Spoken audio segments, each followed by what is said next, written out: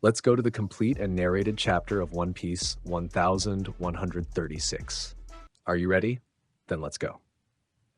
After the intro.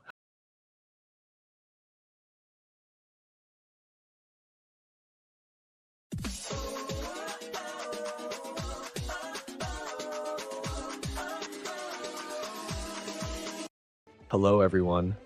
Welcome to the channel, and before the content, don't forget to leave your like, subscribe to the channel, and activate the bell. That way you won't miss anything. And let's get to the content of this video.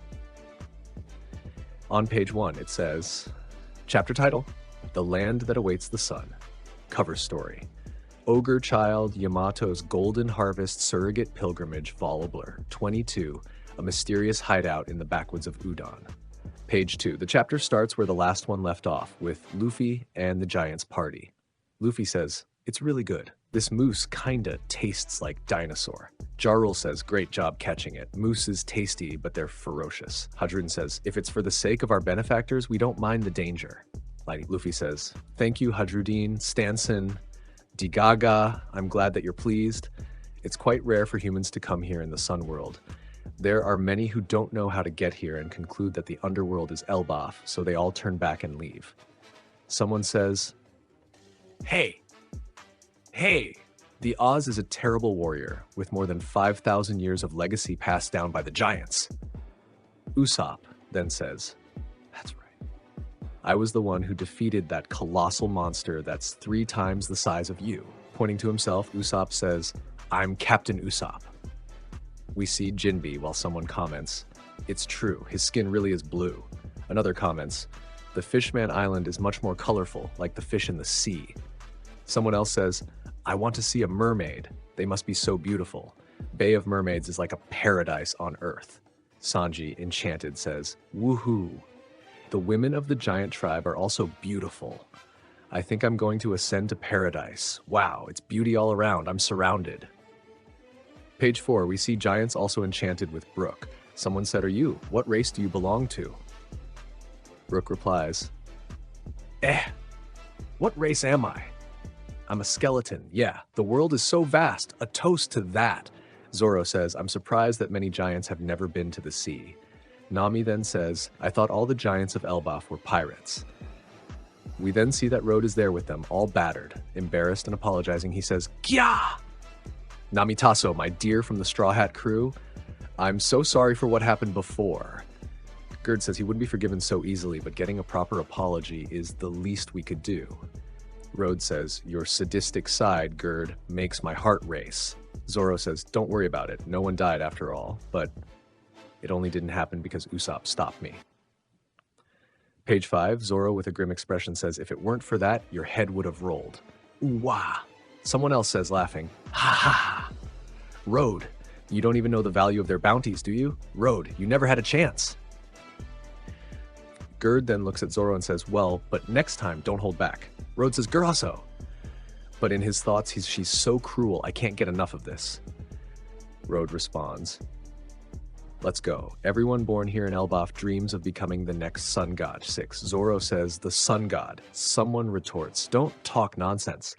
The sun god is not a dominator." Other adds, "Right, he is the god of liberation." Wrong. He is the god of laughter.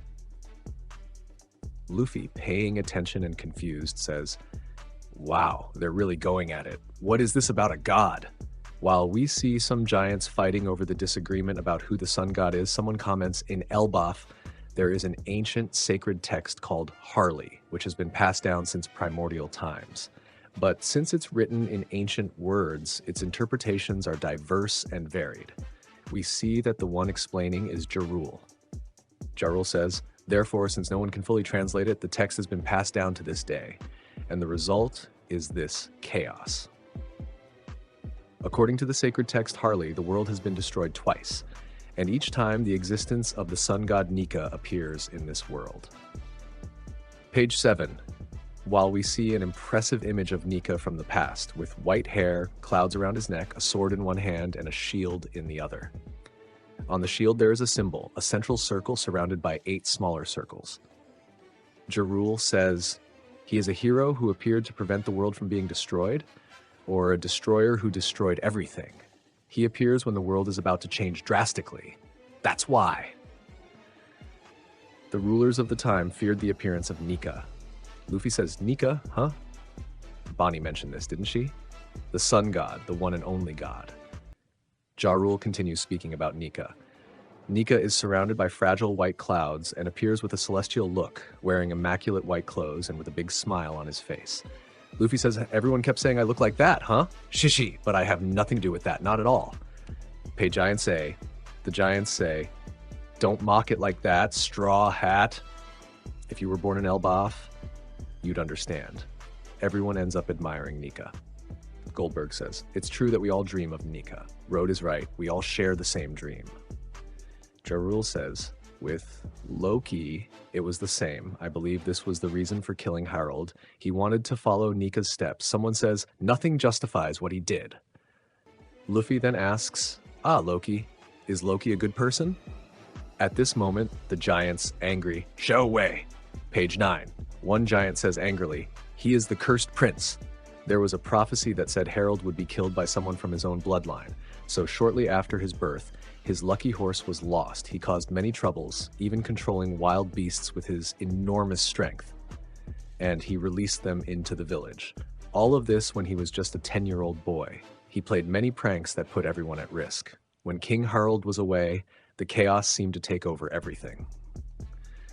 Page 10. Finally, in the castle, Loki did something unexpected. He took down King Harold, the great monarch Elbaf never had. Another giant continues. Elbaf, the renowned king of warriors, dreamed of uniting the countries. Harold was a kind-hearted man, a rare gem. Hudruden angrily says, Ja Rule-sama was hurt when he tried to stop him. Ja Rule says, my helmet protected me in the end. Luffy responding, yeah, that mustn't have been easy, huh? That happened about 6 years ago when Loki was causing chaos at sea until he was captured by Shanks the red-haired ass. Shanks came here. He was here a little while ago. I don't know where he went after that, but the conversation catches Zoro's attention. Page 11. On the outskirts of the village, Zoro says, I thought you were worked up about something else, but is it because of this? He is hated by everyone in the country. He is the one who brought down the king. And that doesn't make sense. It can't be true. Luffy, shouting, but Shanks! Do you know how much I want to see him again? Zoro says, yes, you've said that thousands of times, but that's why he might be fooling you. Luffy continues, annoyed. How do you know? You don't even know him. I'm the one who met him. Zoro says, I'm just speaking based on his reputation. We see the moment of Luffy and Loki's conversation. Loki says, I'll tell you everything I know about him, including where he is right now. Luffy says, if that's a lie, I won't let you escape and I'll confront you. Page 12. Nami, with an angry expression, says, if you're sneaking out to do what I think you're doing, did you really expect to find your way without me? Zoro says, listen, Luffy, we're gonna get the prison key. As for verifying Loki's words and actions, that's up to us. Understood? Thanks. Luffy says, and why is he here? I made him my new helper. Road says, what an honor. Zeus, talking to Road, says, but don't forget, helper number 1 is me, and number 2 is Sanji. Road says, Deifufu, strong women really make my blood boil. Nami says he was struck by lightning, literally. Road, with a mischievous look, says, Nami Tasso, let's be closer since we're both navigators. With a serious look, never get that close to me again. Road says, yes, ma'am. It seems strange that we as honored guests left so soon, Luffy says. Shishishi, don't worry. I grabbed more meat. Road, observing the situation, comments, everyone's already in party mode. They probably don't even remember why they're celebrating anymore. Nami comments, say, if the castle's treasure mysteriously disappears, would that be a problem, Road? Road then says, well, my vision isn't the best, so I probably wouldn't even notice. Another, suspicious, asks, so is this what you're planning, Nami? The scene shifts. A voice says, Dogaha, is this what you all want? Underworld, Loki says, if I understood correctly, I have no choice but to accept what you all ask. Well, I know for many, it would be an honor to join the noble sacred knights. You are Tenryubitos, right? Do you really think I would join scum like you? The man, resembling Shanks, says, "What do we know? Any weaknesses?" We see more of this character's face, which indeed resembles Shanks, but the left side of his face is covered by a cloak. The woman says, "The intelligence agents sent to Elbaf reported that a giant crow appeared, and that was the message they received. Communications were cut off. We haven't identified any weaknesses so far."